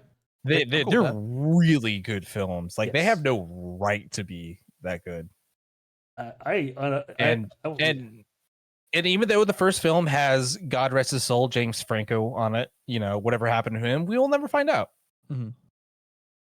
But like that first film is still good. The second, I think at least Dawn is directed by Matt Reeves, of the Batman fame. Yeah. It's so good. I do agree with you that these films, I wouldn't count them as remakes per se. They're more retellings, which I am much more open to. Like retell a known story in Yeah. a different way to be a somewhat original than just remake the movie. Have y'all two seen the new one? I have. I like it. Which one? Kingdom. We talked No, about. I haven't because I haven't watched the other ones. I haven't even touched the. new Okay. one. Well, I was just gonna say because there's something I caught in that movie that might hint to something. That's all. Yeah, I think I caught the same thing you did, and I won't spoil the movie. No, I won't either. The only thing I'll tell you is what I told Kitty last time. I think, in general, everything considered, it is a good movie. I don't think it's as good as the previous three, but that's a high bar, and it's still very good. And one of the main reasons I don't think is something that happens at the end regarding a certain character. I personally don't like it. Everyone else seems to love it, so I guess I'm in a minority here. But I liked it. yeah, you know what I'm talking about. You know exactly what I'm talking about. Yeah. Like it took me aback, and I guess that's why I was just so weirded out. Maybe if I sit with it, I won't spoil what it is, who it's regarding, etc. But I acknowledge that that's a very personal take, and that aside, It's a damn good movie. It is a good movie. What a wonderful day. Dude. What a wonder, dude! I don't know if this is true, but I heard at some point that one of the inspirations for Proximus Caesar was Elon Musk, and I completely believe it. I saw that too. I didn't really look into it, but I would not be surprised, to be honest. I don't. Yeah, I don't know if it's real. I just choose to believe it. um, so it's easy to remake blockbusters and whatnot. The other two remakes I had in mind, ones were, I think in general. Oh, you muted yourself, Mr. Jones. But one in general, it went under the radar, both the original and the remake. Sadly, Mighty Joe Young. That's a remake? Oh yeah, Apparently. I didn't know that. The Disney film is a remake of an old black and white film that it's a good movie. I think I have a copy. If I don't, I know Trey does. But it is a good movie, and despite it coming out right after King Kong and just that time when all the stories were the fucking same, it has a refreshing air of originality to it, and like the only similarity it really has with King Kong is Big Ape. You want to know a fun fact about that movie? That had the original trailer for episode 1 or Phantom Menace of Star Wars. So people bought tickets just to see the trailer and then left. I hate that so. That was 1998, though. I know. Different from now. Mighty Joe Young was such a good movie. The remake was very good. Unlike the original, because the original was more of just broad film in like I'd say up to like the 50s. Kids media was just seen as puppet shows, ha ha ha ha, and everything else is just more broad film. Mighty Joe Young, though, and Disney got it, and they said, let's make this a family film directed at kids. Honestly, it's not of the same lowbrow humor as something like George the Jungle, but you can tell it's the same team. Like there's a few laughs like it, but there's a lot of charm and heart. And this is another instance of they obviously wanted to up the effects, or not necessarily up the effects, but change them. Stop motion will always look good stop motion will always look impressive to me. But the fact that actually they had a guy in a gorilla suit and even a giant animatronic for fucking Mighty Joe Young, that thing looks like the fact that you think it's there because 98% of the time it is there. And that's fucking fantastic. And I think that's like, if you're gonna remake something, it goes back to build upon an idea. Like, hey, this effect looks good, but it didn't quite go far enough to set itself apart from the other films of the time. Let's take this gorilla effect and just go off the fucking wall. We're Disney Imagineers, damn it. Gorilla penis. I was really impressed with a lot of the, like, looking back on it, I think one of the biggest things I always like remembering was like as a kid watching that movie, like whenever he like runs through like the trees and all that stuff, like you see like him for the first time and he's huge. How impressed I was, where it was like all the trees like moved out of the way and all that. Because again, this movie came out what, 1999 or something like that. 1998. 1988. Which is even more impressive. It was. But no, it was. I was just really impressed by that. Like just the interaction he had with the environment for a movie of that caliber coming out back in the day, because you didn't really see that a lot. I feel like there was like a lot of attention to detail. And I remember being like, as a kid, I was just like, that's cool. He touched the tree. And like, it's such a stupid thing, right? But like, we're looking at like current CGI now and all that stuff. You're kind of sitting there, like, that's cool that they went out of their way to do that. Yeah. Because they wouldn't do shit like that nowadays. People talk shit about how bad nostalgia is, but like, you make a good point. Modern CG and how much it shortcuts stuff, it does make us, when we do look back on this, it realize like, wow, like, yeah, it doesn't look as good technically, I guess, but there you could. The passion is there. The passion is I'm gonna argue passion is still there and everything. You're just seeing more of like the bigger releases with a lot of time crunch. Because there's a lot of good, smaller technical stuff that happens in CG nowadays, but I feel like because we're so used to it, we don't notice it. It's just like kind of in the background. It's like, oh, okay. I mean, I hate that. Yeah. I kind of hate the quote that like good CGI is CGI you don't notice, and in a sense, that is true. But it just feels disingenuous to the artists that actually do that. That work their asses off to actually make that look good. Yeah. No, and I'm not saying that like, they're not doing that anymore kind of thing. It was just like, it feels like that because they were allowed to be able to be like, oh, let's put that much detail in there. Let's do this. Let's do that. He should be like it was actually an art form as compared to now it's seen as a tool to push the story along for the most part. I'm going to argue yes and no. It depends on the film, time crunch, what the studio wants. But there's a lot of films when you can see a lot of love and time and care into it. It's just everything needs to be profitable now. You need to get the most maximum short gain terms. And that's why you have a lot of these, Marvel's notorious because they push their visual artists to constantly, I mean, like they're doing 80, 90 hours a week. That's just unacceptable. And there's no way you can get out something like that has any kind of meaningful look to it. And that's why I feel like there's a lot of films, especially between 2011 and probably about 2019, 2020, where you can clearly tell something is CG. And once you kind of see that distinction, even if they try to hide it in a dark environment with a lot of other stuff going on, you can still just tell. And it at least for me, I'm not gonna say it takes me out 100%, but it does take me out a little bit. Like I agree with the disdain you have for that quote, like good CG is CG you don't notice. Yeah. Because it's obvious. Like if you don't notice something is CG, it's good. We all get that.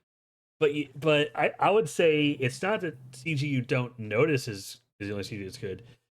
It's you could tell something is CG, but if everything around it or everything happening on screen is engaging enough where you don't care, then it's good CG. Sure, there's plenty of movies where I can recognize the CG almost instantaneously, but it doesn't. And because I'm more involved with actually the story and characters and all that jazz, I don't mind it, and I can still what's the word? Dispel my belief. And that's fine. I think sometimes. Sorry, I know what you're talking about. I'm like, yeah, that term. Yeah, suspension of disbelief. I just think sometimes it's just enough noticeability where it for me at least, it just might take me out for a little bit. But there's a lot of variety and factors. I can't really just nail down one thing and say that. It ultimately depends on like what is the movie trying to do. Is it trying to be a super realistic high bar movie? In which case, the CG needs to be believable. Or is it something like the fucking MonsterVerse now, where you could tell it's CG, but we're trying to make a big fire breathing lizard versus monkey. Like we're not trying to impress you. We're trying to watch monster wrestling here. See, like I always feel that 2007 Transformers was just the right amount of CG. Like this, I still think that is the best looking Transformers movie. Yeah. Just because they didn't try to necessarily have all the Transformers necessarily out in broad daylight like they do in a lot of other movies. And yes, there's a big battle scene, but that's also shot later in the day with shadows, color grading, and all that. But it wasn't as egregious as the other ones. I mean, what was the last one called? The Last Night. You had pseudo Omnicron flying into the earth, and it just doesn't look. I don't know. You can tell. Like it's hard to describe. No. I think I know what you mean. They've hit this weird sweet spot between realism and I guess comic booky, where it's like right in between, where it can kind of fit in everywhere, and they just polished that to make it. Just like found that right sweet spot in style, and then just polished it. Like it's why like as much as I like the Rise of the Beast movie that just came out, I do really like it. I don't think the CG is as impressive as the earlier movies, because they lean a little bit more towards the comic booky stuff. You know what? Yeah, actually, I see that now, and I actually really agree with that. It's yeah. It's still good, but it's not as good. Yeah, no, I can see that. It just also like I think it was just the weight. Like Pacific Rim. Oh, yeah. You know, I can tell it's CG. It's pretty obvious, especially now because it is 2013 movie, but it's because they try to really commit to the realism of an actual giant robot, like actually having the weight. Just that adds so much. I mean, the whole fight scene in the city, you can see the physics of all the rain when it when he swings the ship around and everything. Oh, yeah. And I love that. And then you go to the second one, and it's like, I'm gonna what the fuck happened? gouge my Mickey gouging his eyes out image. Yeah, God, dude, like Pacific Rim was so good. Oh, but Butch and I talked extensively about that film. Yeah. But I guess going back to what about remakes, I will say, I know I already threw out the thing and all that stuff. I want to throw another one out that I think is a little more. It's another horror movie though. 13 Ghosts I thought was really fun. Dude, Ooh, I didn't know it was yeah. a remake at the time. It was God. a what's his name? Not Robert House. Jesus Christ. Isn't it from like the 60s? The guy who was in Monk was in the movie. Yeah, Tony Shalhoub? Tonal Shalhoub. Tonal The movie, so here's the thing. So like, it's not a perfect movie. It's got issues. Tony Shalhoub is like asleep the whole time when he's acting in there, and there's a lot of stuff that happens in the film. Although what's good there, I think, really outshines kind of the negative. Like I think, what's his name? He's great in everything that he's in. Matt Lillard. Matthew Lillard he's fantastic in everything. He brings Shaggy? Yeah, Shaggy dude. himself. Super Saiyan? And I think he should have been the main character instead of fucking Tony Shalhoub, because literally all his whole character arc is like, my wife died, also my kids. Whereas like Matthew Lillard's character is like, I have genuine trauma and I can't believe you're forcing me back into this shit because I've watched people die to these fucking things. And he had way better character development, and then they just kill off his character too later on. He sacrifices himself. But yeah, 13 Ghosts was a remake of a film back in the day. Fucking, I don't know how old. I want to say maybe late 50s or something like that. Somewhere around there. The fucking thing. I swear it's like a 60s movie. Castle. The Dark Castle, or I guess that's actually the production company. It was the original, but like they did like the films that were like, because it was this movie, House of Wax, and House on Haunted Hill. Oh, yeah. House on Haunted Hill. Yeah, I remember that movie too. Yeah, that's a good one, actually. All three remakes, and of varying quality. Actually, House on Haunted Hill actually has more of a that really hit me a little harder in terms of that, because that was the movie that kind of made me realize I hate like that twitchy, like you know what I'm talking about, like in like horror movie or like games and movies where it's like they have like a ghost that's like being all like fucking twitchy and shit, and it looks very uncanny and all that stuff. That movie freaked me out as a kid because it had a lot of that in that movie. Yeah. And but but 13 Ghosts kind of hit me differently because I remember like really liking a lot of the ghost designs in that one. They all had like massive backstories. Like they put a lot of work into the ghosts and all of them. Dude, do you know how much? I don't know if you knew this, but did you see the kill count of the 13 Ghosts? Apparently, in like the DVD and Blu-ray, there's like specials, like little mini documentaries about each fucking ghost. Yeah, and I want to pick up. Awesome. I want to pick up one of the copies of that just so I could watch all that stuff, because I want to see like because that was actually what reminded me was watching that kill count from him. And I was just like, oh fuck! I was like, God, this movie was good. And I kind of watched like some clips here and there. I was like, damn, like there's some good things going on for this movie.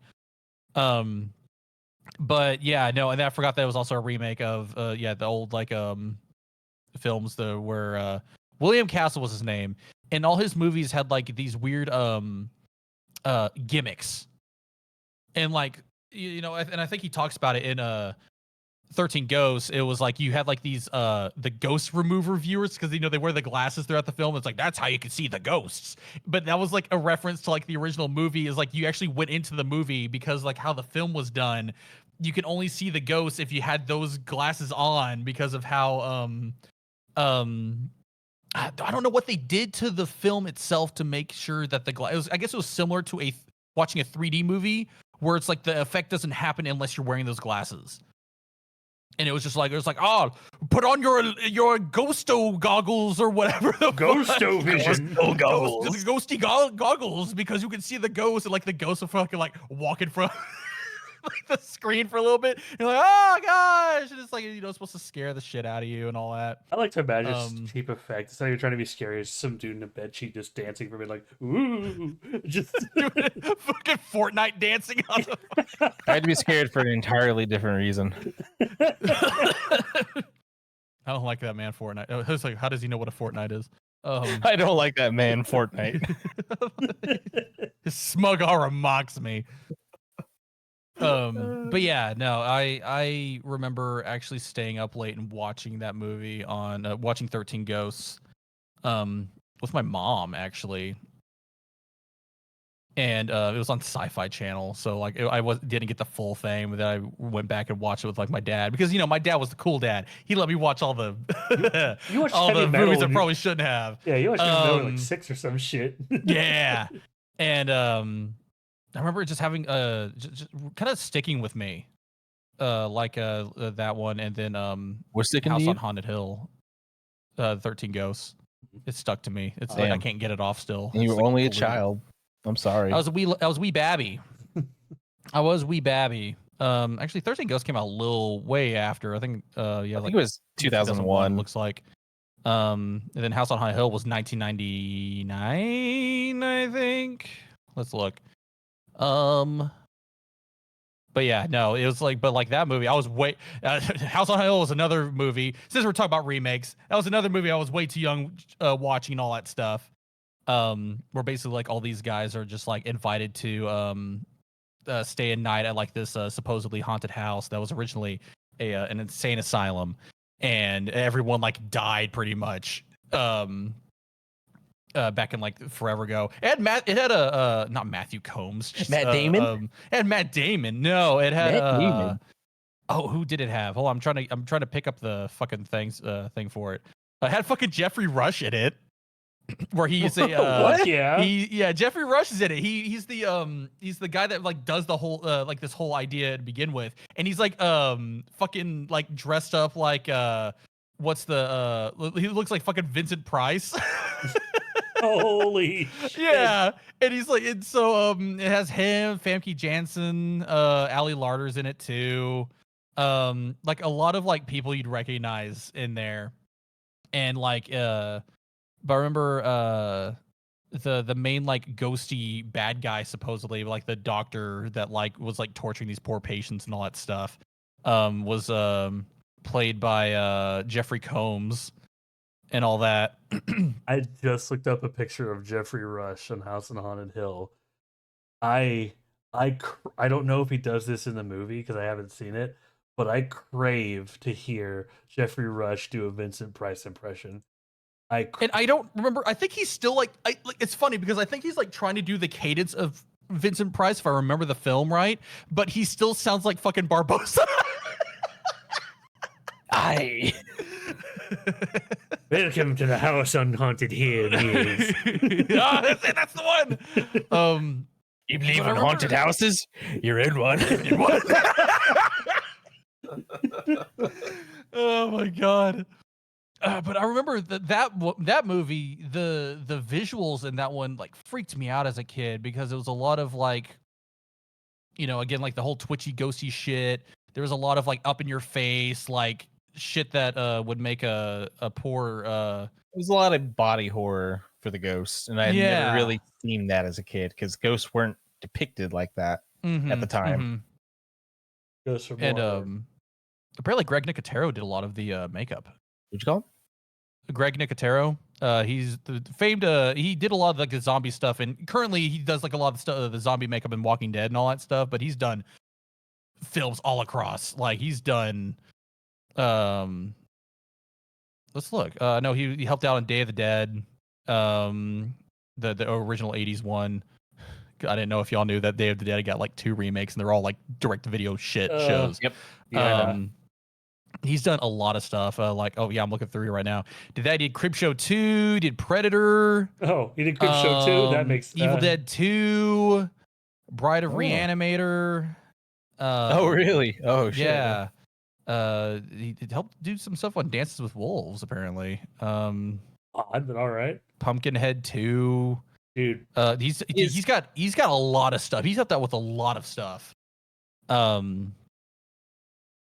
Like God, there's like one scene where so like obviously so whenever they do the house, right? It's the guy, like whoever like stays around and is like, originally it's just like it's supposed to be like an innocent little thing, but it's also like planned because obviously he doesn't want to give away all this money because Jeffrey Rush's character is like he's a mogul for a theme park, and he has no intention, like he's basically doing this as like a tax write-off to get money out of it. He has no intention of like giving these guys $1 million. And so in order to like kind of scare them, like the people and all that stuff, he has like this guy Five Nights at Freddying himself in like this chair with a whole bunch of security cameras. He like goes in there and like Jeffrey's like, "What are you doing? What is going on? Why are people dying?" He like turns the guy around, like this dude's face is like hollowed out and it's fucking freaky. Obviously, it doesn't look as cool now, but like I remember as a kid, it freaked me the fuck out. I was like, "Oh my god!" And then like you see in the cameras, you see the fucking ghost, just like, "Ah, yes, I killed him. I used my fucking bone saw to saw out his face and all that." And I just it's just like, because again, a lot of the practical stuff they did have in this movie was really cool. Obviously you can't do that with like a lot of the ghosty stuff. Like there's obviously some CG, but. Yeah, no, that movie definitely had a big like hit on my childhood on top of some of the other films that again, another film I probably should have watched when I was younger, but I did, and that gave me nightmares for a hot minute. I never got nightmares. It was just kind of weirdly cool. Mm-hmm. Because don't they like do the giant slice blade at the end or whatever it was? There was this the only CG, are you talking about like there was like the massive like ghost that like is like is like the souls of like everything that died there, trying to like kill everyone and take everyone back. Because the whole point of the movie was like the people that got invited. Originally it was gonna be some like random people, but then like the ghosts take over the computer and actually send out the correct names to the only like 5 survivors, and they're like the descendants of the 5 surviving inmates of that place. If I'm remembering right. It's goofy. It's great. But I know what you're talking about. It's like at the end of the movie where like the fucking like blade like comes down. And all that stuff, and that's how they lock the basically the door to the house and survive. Pretty much, yeah. And the guy from SNL saves them. Ooh. A lot of them. I know. It really gives you an idea of how fucking 90s this movie is. Like you watch it, you recognize him. Fucking what is his name? He's the guy that he did the little dance with Will Ferrell's character. It's like, what is love? And like, baby, don't hurt me. He's the other guy. He was in 30 Rock. Oh God. Chris Kattan is his name. I always get him and French Stewart mixed up. I don't blame you. I see it. Yeah. It's really hard for some reason. Like I'm usually good with people's faces and names, but not those two. I see it. I get it. I get it. I get him and Jimmy Fallon mixed up. Because I was about to say Jimmy Fallon. I was like, no, it's not fucking Jimmy Fallon, because he'd be smiling the whole time. He'd be like, hey, you see the ghost, the little ghost just came down the stairs and all that. He said he's doing this thing, and he's like, no, I didn't see a ghost. And he starts fucking like fake laughing. It's the close-up slam on the hand on the desk. Yeah. And it dies. But yeah. Jeez. Yeah, no, I get them two mixed up. But yeah, so that's my 2 remakes I want to talk about. I have one. Thank you for coming to my TED Talk. There's one I want to talk about because There's a type of remake. I know we talked a lot about horror. I'm really gonna fucking switch it around now. But so there's remakes that I acknowledge this movie is not a objectively speaking is not a good movie. I enjoy the piss out of it because I don't think it's as bad as some people give credit for. And it is a remake that is in a lot of ways note for note the original. But I think when you remake comedies or just drama that don't really have any bombastic or detailed, like super explosive blockbuster things that happen, you can remake those stories in modern times if you update the message and jokes accordingly. You don't have to change much. The Adam Sandler's The Longest Yard is probably a really good example of that. Oh, I love that movie. My God, good movie. Like I love that movie. When I found it as a remake, I watched the original and I realized like, wow, that they really just retold the same fucking movie, but with the humor of all the people involved. Like that's really fucking cool. God, what was his name? Burt Reynolds in the original. Yeah. He is. Look at us thinking the same. Mr. Quigley down under himself. I love Burt Reynolds. I grew up on stuff like Smokey and the Bandit and Cannonball Run. Like I grew up on fucking VH1. They had like the We Love the 70s, We Love the 80s, those shows. Yeah. And they had a random segment, and I love this segment. I think because I was like 8 and I was easy to entertain at the time. But like randomly in those VH1 segments, they would just go, "It's time for Burt Reynolds' mustache," with a little dancing Burt Reynolds head, and they would show like a small clip. Core memory has been unlocked. Yeah, Holy shit! And like a small clip of a Burt Reynolds movie for like 2 seconds, and then that was Burt Reynolds' mustache, and then it goes on with the rest. Yeah. Oh yeah. Yeah. It's literally just a stock photo of him for like 1 second. It's like, that was Burt Reynolds' mustache. That was Burt Reynolds' mustache. It's so stupid. But fuck no, I remember that too. Oh my God, dude. We would watch fucking anything. Reality TV series back in the day was something. Everyone's talking about how crazy it is now. Dude. It was a Wild West back in the day. They would put anything on the fucking television. We threw everything at the wall and somehow wound up with Jersey Shore. Yes. It all goes back to Jersey Shore. And they're still making it in a sense. Are they really? They're doing like a reunion. I have YouTube TV, so like I watch some stuff at night. I watch stuff at night. Just fall asleep too. But like I'll hear like it's the Jersey Shore reunion on Jersdays. Jersdays. You remember when I like it when Jersey Shore jersed all over the it's Jersin time. God. Yeah, I remember when Snooki jersed on Mike. Can we please keep Snooki irrelevant? Like the only thing that I've ever heard. No. The only thing I've ever heard about anything Jersey Shore related from that show that I kind of like is the fact that years later, a lot of the cast members are just like they give back a lot of their earnings to the community to make the show better. It's like that's cool, that's great. I still hate them, but.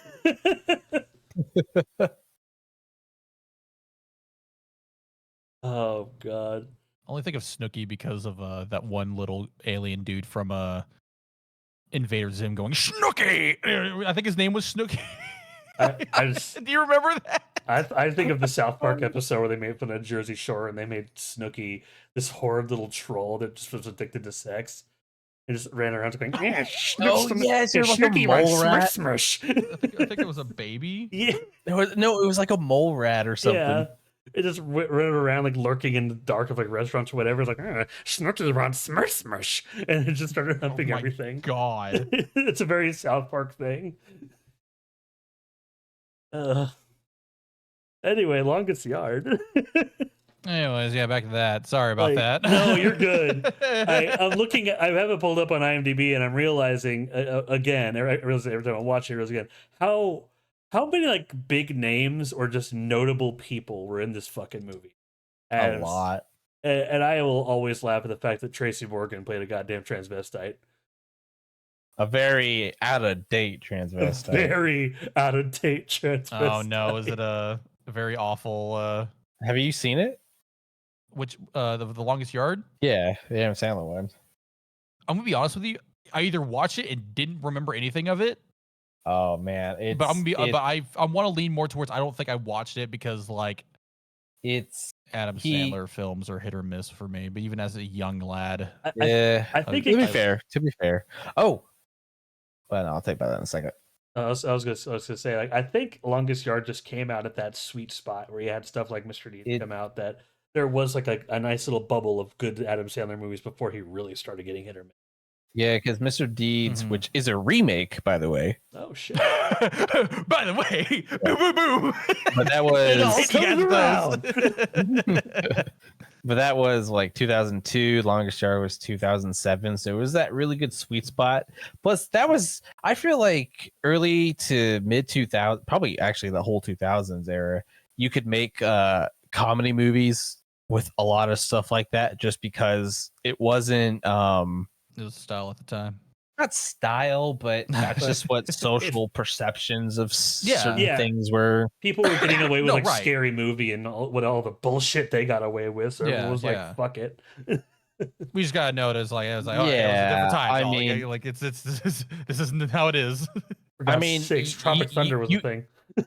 Well, like the thing is, you could make these movies now. You just couldn't include the stuff you had back then. Right. Absolutely. The wording. Like I know that sounds simple, but you know how people are nowadays. No, like I agree. It kind of gets to the point. Like I think Longest Yard worked as a remake because they didn't deviate from the story. They told the original story. The only thing they updated was the comedy, and they put in some big names in there. That's it.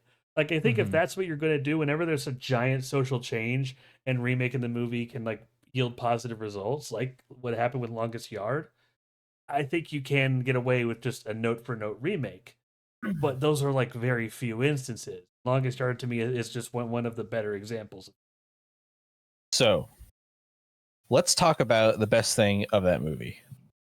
It's the opening with Courtney Cox in that pink dress. Yeah, I love that. Oh my god! I have the rant just because it's one of my core memories I have of that movie. Because I saw it in theaters with friends, and when she just came on, and everything is just kind of more accentuated. Teenage me was just like, I'm locked in. I am locked. I never knew what a boner was before this very moment. I didn't know I could achieve such greatness and hardness. My drill could pierce the heavens. My peen really was going the longest yard. I'm sorry, but that honestly was stuck with me for so long in that movie. Sorry. Dang, I really did miss out back in the day not watching this film, apparently. Dude, no. I actually recently caught it because TBS was just randomly playing it one day, and I was like, God damn, this opening scene is still the best. No, it is a good movie. I might do a watch part. I need to do more watch parties on my fucking Discord. I know y'all do your watch parties. Like, I might do Longest Yard. I mean, we just need to have movie nights. Hell yeah. Or I like, aside from this and the occasional Pathfinder, I don't do shit throughout the week. So I'm always down. I'm too busy working. Yeah, I've been working like a madman. I know you guys have been getting your asses handed to you with all the crap. I mean, I don't know if you and Butch still like work together with other stuff, but I know he's been busy. We do. So I assume that you are too. We do. I see him almost every day, to be honest. I'm sorry. Tired of him. No, I'm kidding. I'm kidding. I think he's tired of me. That's a joke. We love you, Butch. Stay with that. It's real. I hear you, Butch. You fucker. I saw you lick your ass at me when we walked to work today. Lick your ass at me. I want to see this. Hold on. Yeah, I want to be taught this. Can you be taught this? It's horrifying. Vacuum. Licking someone's ass towards you. So insulting. I think we need a demonstration.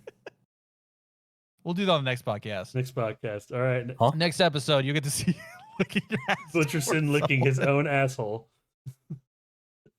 Towards, mind you, that's basically it's a gesture towards you. It's not just like it's not like a dog just like, oh, I'm gonna lick my asshole because I'm a fucking dog. No, there's a point to this. It's a gesture indicating something, whether it's negative or slurp. Whether it's negative or positive, I'm not sure, but I need um, you we'll highlighting demonstrate that. It reminds me I need to do more with my channel points. I need to add the popcorn emote that I wanted to make. But or if someone's like throwing popcorn at us. well, yeah, with Firebot, Or eating basically a just sh- turn the screen where they just redeem points and just toss popcorn or drinks at the screen behind us. Yeah, fuck that screen. You don't need that. Well, Well, I think that's a good enough way to go on to the bad that told you about it before this, but the wheel. The wheel. The wheel. And part of this I typed in as we were talking, since we kind of went on a Tim Burton kick earlier. I replaced remakes with Tim Burton on the wheel. As for the other locations, carryovers from last time, anime films, 80s horror, movies you want to see in theater. Again, I shortened that just for posterity's sake. That's basically films that, be it you were too young to see them or you just missed your opportunity, movies you just want to see in a theater to experience that. That's the idea there. Tim Burton, obviously. What the fuck did I just watch? That explains itself. Hand drawn Disney. A few episodes ago, we were what's that? I forgot. I was making a point. If we're talking about remakes, there was a whole Disney remakes, but you know. Oh, that's gonna be a whole thing because when Disney was brought up, there's so much there. I thought like we have to do Disney in segments, and I'd rather start on a high note. So hand drawn Disney is just there's a lot of good we could talk about there. All right, cool. I'll be back here when we discuss the Kingdom Hearts Disney shit. Fuck yeah, dude. I'll give you the whole timeline and history. Let's fucking go. Yeah, We won't be able to dedicate that much time to a single episode. It's gonna be That's fine. We'll split it up into 1 hour chunks. So it's about a 7-hour lecture. Oh, we got to do the Kino Korner 358 by 2 days. The Kino Korner. So it's got like video game movies, and in honor of his passing, Roger Corman, the king of cold films. So, without further ado, let's spin the wheel and see what is our topic for next time. Wheel, turn, my balls. Oh. All right. What is What it? the fuck? Tim Burton. All right, I guess we're talking about Bim Turton. All right. All right. That's what I'm going to label the next episode. Bim Turton beyond the cooking glass. Beyond the gooning glass. Bim Turton beyond the gooning glass. Dude. Man, now I actually have like a good Tim Burton movie though. Oh no, there's good movies, and there's some I know I've heard are good that I want to see, like Frankenweenie, but I guess that'll be talked about next time we do. That's a remake, by the way. Yeah, it is. Oh shit, it is. But God, for every good movie he has, I'm gonna have to bring up those awful Alice in Wonderland films. They're terrible. guy. My Poor guy God, had to make they're those. terrible. They put money into that. I saw through the Looking Glass that had that weird like clock dude. That was with the Sacha Baron Cohen. Yeah, I won't go too deep into it, but I was forced to see that because the only way I could see Finding Nemo 2 or Finding Dory was as a double feature with that. So glad we saw Finding Dory second. Watch this bad movie first. No, then you can watch a good one. I was like, no, because the person I was dating at the time, we saw it as a drive-through. We thought it'd be a fun thing. Like I'll just say I'm so happy I saw Finding Dory second. Get that taste out of your mouth. Fuck yeah, dude. Oh my. But no, that details on that.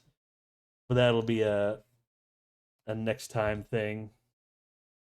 Because with that, Alex, thank you for joining us this time. Yeah, I try. I made a list of a lot of remake movies that I wish I could talk, just because they're stupid. Like Flubber's a remake. Yeah, it is. If we get enough later, we might just do a remakes round 2 or some shit. And just there's a lot. There's a lot to talk about. There's a lot to talk for sure. Okay, then on my last note of remakes, I'm not gonna tell you about the movie. I'm just gonna say there's a movie called 13 Assassins. It's a Japanese movie. It's a remake. You should watch both. That's almost like 14 assassins too. Whoa, that's What? that's more than 12. That's like almost that's like more than 12. It's more than 13. And how many snakes? What? A lot. my How place? many snakes? It's more likely than I think. Anyway, this has been great. I enjoyed this. I'll be on more if you'll have me more. Absolutely. I want to have guests as often as I can. Like, obviously, not Yes. everyone can be there every episode. Like, I want to maybe get Butch in here one week. So maybe see if we can get Angel, or I want to get Eric in here one week. I was thinking about it the other day. Like, I agree. Like, I don't know what topic he would want to talk about, but one week I want to get Eric in here. But no, just in general, like the whole point of this podcast, we just want to shoot the shit, talk about a topic, talk about some movies with our friends, and damn it, I think we did that today. We sure did. Films were talked. The last been thing I want to pitch to y'all, and I also want to pitch to the people in chat who are still watching. I'll also make a poll in Discord. There's another segment I wanted to add as a brief segment that we could start doing, because it relates to a conversation you and I had, Katie, a long time. Well, not a long time ago, but a bit before we started doing the podcast about the collection, the Criterion collection. Yes. What if Yeah. every episode we start what we're gonna call just the collection with a K? The collection. And like basic, Mortal Kombat. like every episode we just add a movie or two to the collection. The idea is what I think the Criterion collection should actually be, not the marketing bullshit. But like, these are films that are like the best of the best for some reason or another. Like, they excelled at their time. They are films that we consider like the best of the best films for some reason or another. We need to preserve for like, and just re-release forevermore. Like, there's obvious picks like the original King Kong or fucking Grave of the Fireflies, most of Studio Ghibli, honestly. Mhm. But I would say one to add to this list, the first Matrix movie is like an example I use because it was groundbreaking for its visual effects. We talked a bit about that today. And yes. I think that we need to recognize how important that was to films at the time. And that's why I thought about the collection. Like, these are films that for some reason or another, maybe they excelled in visual effects or acting or broke new ground on a style. But these are films that they could be objectively good. They could just be decent, but do one thing amazing right. But these are films that should be preserved. So starting next time with Tim Burton, what would y'all say if we started the collection and just started throwing out movies in that collection? The catch is the movie we add has to relate some way to the topic. That's fine. Okay. Like, would that be something we would want to do? Potentially. I think that could work. It'll also depend on the topic too. I'll throw that out for now. It won't be a guaranteed we're doing it next time, but I want to hear kind of what y'all's thoughts on it, see if the audience has to say about it, because I know there are some people I know that can't watch it today because we're doing it on Wednesday and they're working in, like, but I want to hear everyone's general opinion on it. If no one's really into it, we won't do it next week. If everyone wants to do it, we'll do it next time. I won't do a set date for the next podcast yet. I know what date I want to do, but I don't want to set anything in stone while we're live. But next time we talk about it, we'll be in about 2 weeks. I'm going to try to get us back on the Sunday schedule, but things Sunday. Yeah. So, but yeah, thank you. I'm starting to get Sundays back off again, so We'll get there. But yeah, thank y'all for watching, and hope y'all have a good night. night. Goodbye. Goodbye.